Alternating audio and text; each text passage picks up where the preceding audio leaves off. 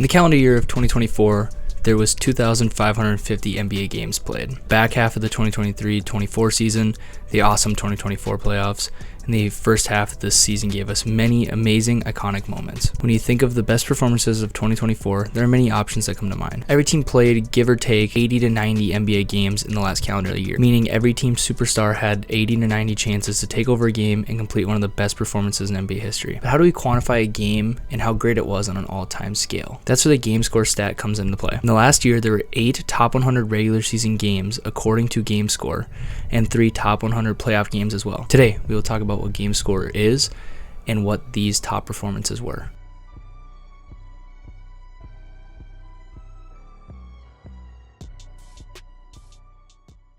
So, what is GameScore? If you follow my basketball media page above influence.hoops, go follow. You know that I use this to highlight the best performances of each game. This number comes from this formula developed by John Hollinger, the creator of the PER stat.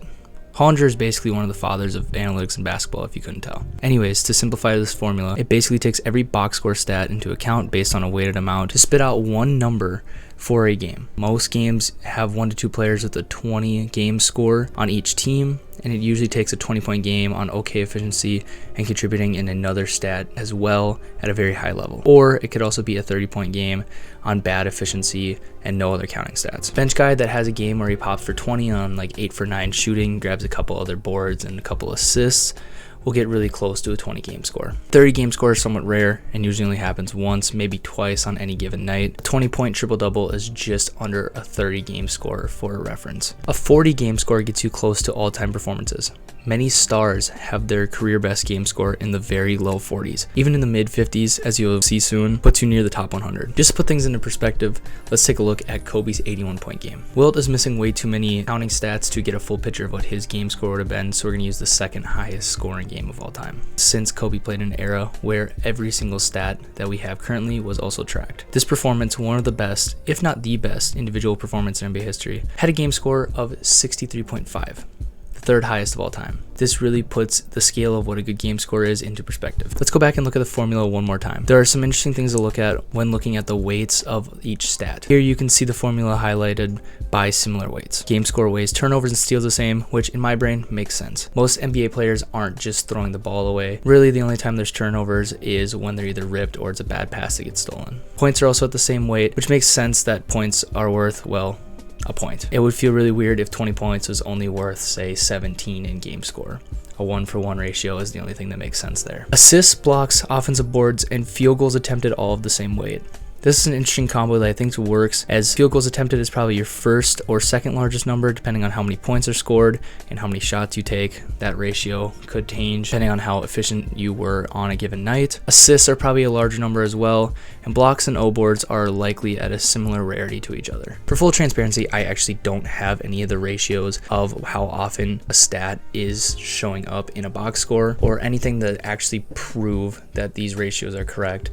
I'm just going off of my experience playing, coaching, and just watching basketball and how often these things happen on a basketball court from my experience. So I'm basically just going off a gut feeling and a little bit of an educated guess. Field goals made and the difference between free throws made and attempted are at the same weight as well. I think that is interesting that free throws are a negative formula, really emphasizing the fact that these are in fact free shots. NBA players should be making most of them, if not all of them. You also see moving forward that some of the best games have very efficient nights from the free throw line, because then that negative is very, very small. Now, spending this much time looking at this formula, can you see what's missing? That's right, there's no three-pointers that are considered.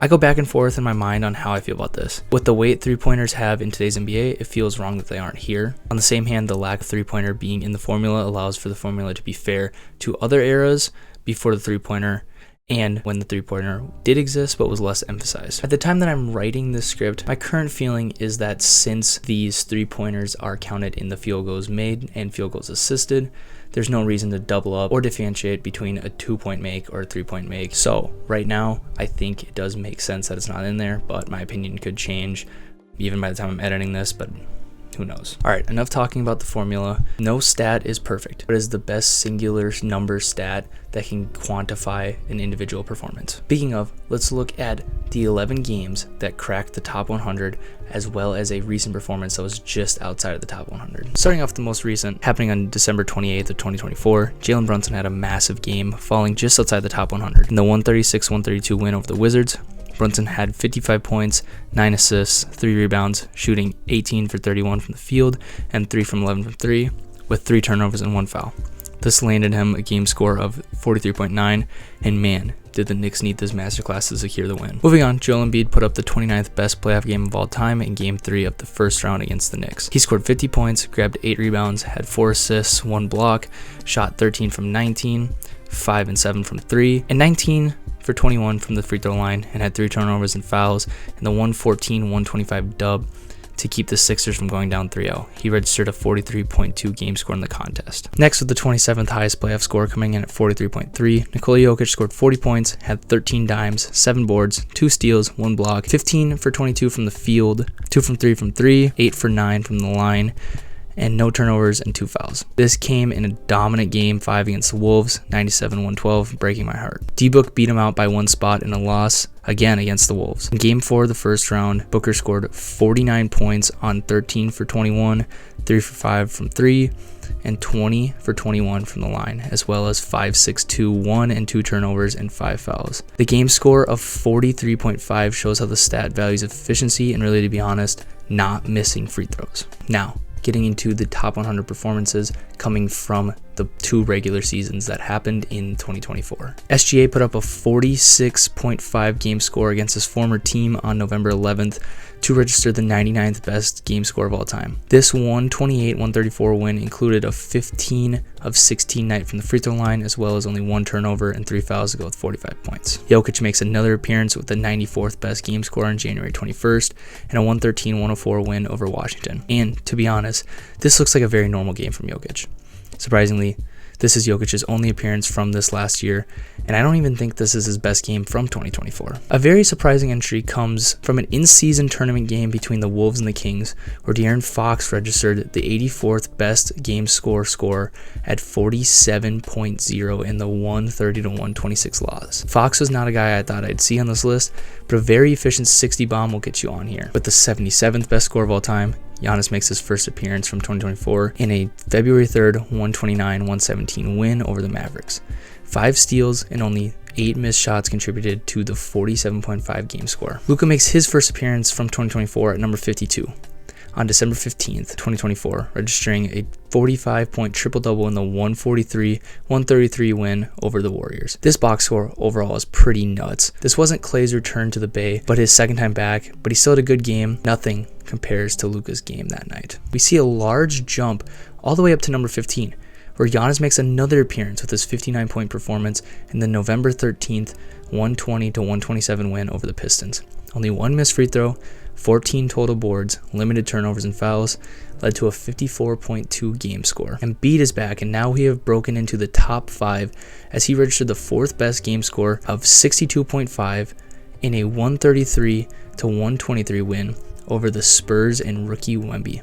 Embiid had 70 points on 21 from 23 from the free throw line, and 18 rebounds. Oh my good god. 62.5 is just an insane number, and it wasn't even the best from this year. There was another top 5 performance in this year. That is insane. Luka Doncic had, based on the game score stat, the best game of 2024 and the second best regular season game of all time. January 6, 2024 in Atlanta, Georgia. A 148-143 game that went down to the wire. A matchup between 2 players traded for one another. And Luka walked away with a win, a 73-point double-double, going 25 for 33, 8 for 13 from 3, 15 for 16 from the line, grabbing 10 rebounds, dishing out 7 assists, grabbing 1 steal, and only having 4 turnovers and 1 foul. This insane game, an insane box score, registered a game score of 64.0. As you can see, GameScore loves efficient, high-scoring games, especially with large amounts of free throws and other counting stats. Luka's game is the perfect example of what makes the GameScore stat run. This stat may not be perfect, but it allows us to take a look at the greatness that we are seeing on a given night. And based off of this stat, we saw the second greatest individual performance in NBA history last year in 2024. You might be wondering, who has the #1 game of all time? None other than Michael Jordan.